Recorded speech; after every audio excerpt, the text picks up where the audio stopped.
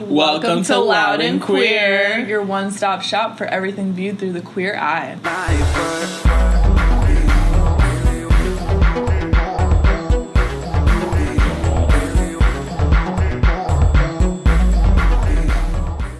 This is our first podcast ever. First one. So we're going to try and do something a little special for you guys, a little getting to know you Kiki. Starting with, who the fuck are you and why are you here? My name is Braxton. I'm here because I'm queer. I am an aspiring, up-and-coming, whatever you would like to call it, documentary filmmaker. I want to bring more visibility to the queer community, and I think this is a really good first step to, get our foot in the door, get our names out there, and help out our people. So, commendable. I try. So, who the fuck are you? Well, my name's Galaxy, and I think I'm just a young creative, I guess I'm going to say, because it's so broad, because I'm very broad. And I look like a damn good broad. I'm a young, also up-and-coming drag performer, just kind of testing things out, playing with different creative outlets, and just seeing where that takes me. Okay. So tell me when you first recognized your sexuality. So, ever since I was kind of like a little kid, it's just something that I knew. Like, probably my earliest memory is I was at church, because my mom was really into church when I was a younger person or whatever.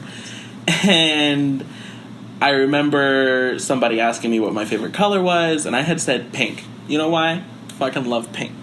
Good color. It's a good color. I've always loved it. And I remember being told, no, you can't like that. That's for girls. And it's kind of always been in me to know that I was different. I think that when I first really came to terms with it is, when I was younger, I liked people. Whenever I thought about liking somebody, it was just either it was a boy or a girl, it was whatever, I just liked people. It wasn't until I was old enough to realize that I only liked boys exclusively that I kind of adapted the label as gay at that point, What about yourself? Oh, okay. That's a difficult question. So I didn't necessarily recognize sexuality off the bat. I knew that I liked women, and women were the only people that I was interested in. That was the first, it was instinctual. That was the first, group of individuals that I was attracted to. So, I would watch TV just to see characters that I had a crush on. I love Tia and Tamara. I love me some Raven-Symoné, and it was just very normal to me. I really just was attracted to them. And so I knew around the age of 8 that I liked women, but I never put a label to it. And it wasn't until middle school that it wasn't even middle school, actually. It was high school, sophomore year, that I actually decided okay, yeah, I'm gay. It's always been there. And I never suppressed it or anything, but I never really called it anything. So high school was when I definitely was all right, this is it. I like girls. And the rest is history. So, touching on that, when did you decide was the moment that you were going to come out? Oof. Okay, that got deep. When did I decide that it was the moment that I wanted to come out? I think it was in college. My first year was very intense. There was a lot going on. I was meeting a lot of people. I was meeting a lot of queer people, and that was really new to me because I didn't have any queer friends except for this one that I knew of. And so when I got to college, I joined Alliance, and I met all of these queer people, and we were just openly queer. And I was like, oh my gosh, I never want to go back, And so when I would go home, it was really hard for me to talk about what I was doing in college because it was I couldn't talk about it. I wasn't out. So I really wanted to share that with my parents. And I think that's when I decided that I wanted to tell my mom, at least, just so she could know what I was doing and, like, what was making me happy. What about you? Well, I think that I had always known from, like, that point that I had described earlier. I knew that I was gay. And it was just kind of just like, oh, I know this. This is my little secret. I'm going to tuck it in. I was really bad at hiding it. So everybody that knew me back then will also let you know. It was not until my freshman year of high school, more towards the end of it, that I had gotten a bunch of friends, and I feel like they really, really cared about me and who I was, and we were getting so close, and I decided, like, if these are going to be my friends, I really think I want to let them know. And those were some of the first people that I came out to, was my friends. I remember coming out to my best friend at the time, Madison. We were in a school play, I think, and I wrote it on a phone, and then I handed it to her, and then she just turned and looked at me, and she was like, I know. That's the funny part, though. Actually, I did come out to Galaxy here. I forgot about that in high school, and I was so nervous because I already knew Galaxy's sexuality, but I was still nervous to say it out loud, and so I did actually type it on a phone. And it was so easy back then. It was just like, it was the equivalent of writing a note, because I know that the way that I went to high school, I didn't usually have a scrap piece of paper like lying around. I was barely there. Pencil, no, but I always had a coupon. A coupon for what? Chick-fil-A. It was across the street. Okay. I had good coupons too. How would you say your journey with gender has been, from the beginning to where you are now? My journey with gender, I haven't really thought about gender that much recently.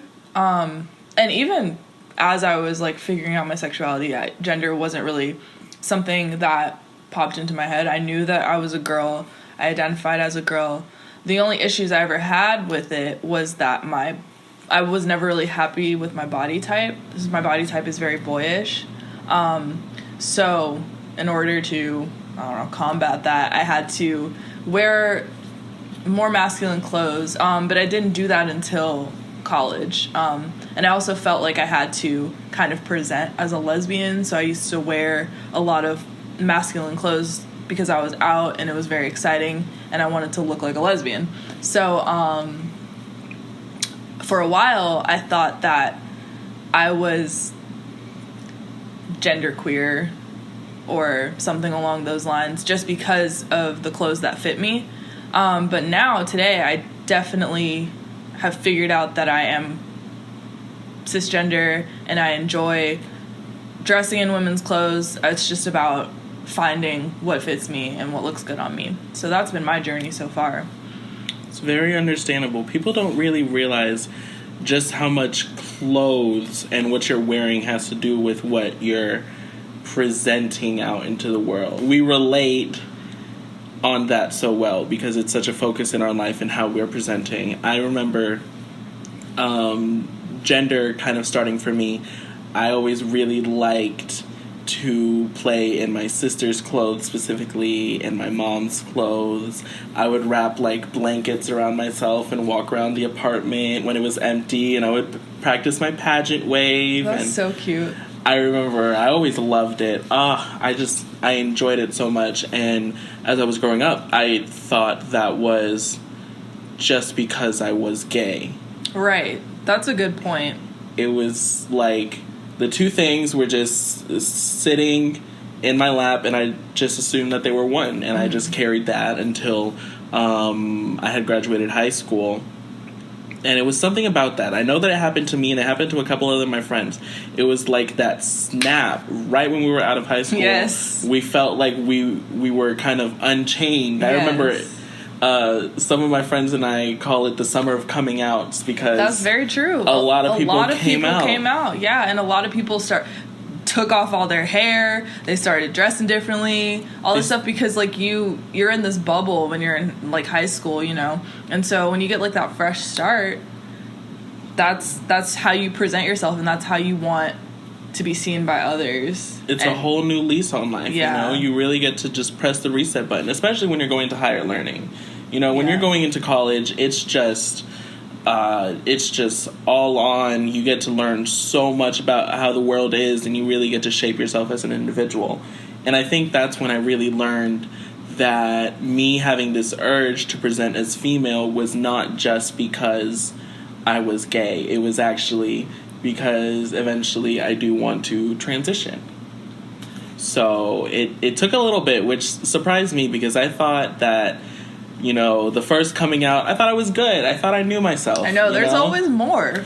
There's You'd be always surprised. more, you know, just start thinking. You have this time to yourself. You really start to analyze what you're doing and why you're doing it, and why does this make me feel good? Why does that make me feel bad? And it's totally okay to, like, battle with yourself a little bit because you don't have to know it all. I thought when I was younger, liking women, I was just like, okay, you know, that's it. I like women. I figured it out. I'm 8 years old. I'm going to love this for the rest of my life. But, you know, I went through phases and I went through changes with the way I dressed and who I dated. And it's okay because eventually you come into yourself and you settle down and you figure out what you like. Exactly.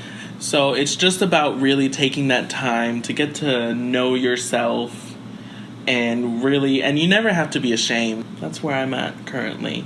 So what are you doing currently? What's going on with you? Where are you trying to go? What are your aspirations? How do you see yourself getting there? So, okay. Right now is very confusing. I'm 21 years old. I'm about to be 22. And I thought in college that, I mean, I'm still in college, but towards the beginning of college, I thought that I was good. Like, I was just like, you know, I like women. I'm going to date a woman. I'm going to marry a woman. But right now I'm, you know, through dating and, like, going through that whole heartbreak process and whatever, right now I'm kind of in the mood to just be by myself, and I don't think I gave myself enough time to do that. And just kind of, like, growing on my own without another person involved. So right now I'm just not interested in dating women. I'm not even 100% sure that I will end up with a woman because life is so unpredictable, and I'm not in that mindset where I'm just, like, set on one thing anymore. I'm just kind of going with the flow and realizing that I can't control anything. What about you? Me? Well, I feel like I'm getting to the point in my young adult life where I'm coming to terms with the fact that I am going to transition. And for me, I'm taking it so extremely slow just because I'm the kind of person that I really need to ease into something. So very recently, I've just started making it public that I am going to transition. I have this plan, you know, I'm letting people know. I'm just feeling it out for now. Currently, I'm trying to think of a name, which is, That's interesting. For me, it's extremely hard. I don't have a name yet. I have some ideas, but nothing that I'd want to make public yet. I really want to, you know, feel something out for myself. So how do you feel about the journey from identifying as gay to where you are now? Like, how do you feel about the change?